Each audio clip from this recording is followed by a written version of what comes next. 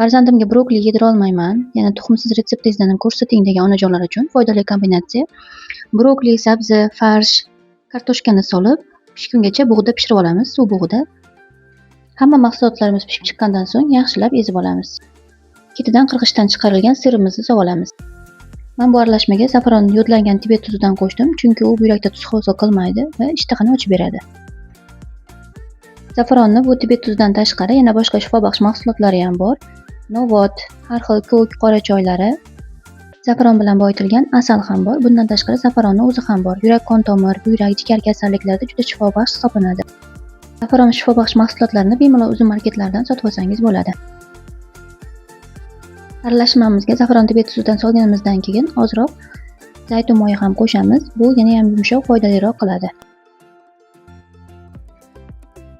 Men bu aralashmani kichik dumaloq shaklda dumaloq qilib olib, 180 gradusda oldindan qizib turgan duxovkada atrofini yaxshilab qizarib olgungacha qizartirib pishirib oldim. Bu foydali kombinatsiyali tushligimizni ovqatga injiq farzandingiz ham bemalol mazza qilib yeb oladi. Sahifamga obuna bo'ling, siz va farzandingiz uchun doim foydali videolar bilan bo'lishib boraman.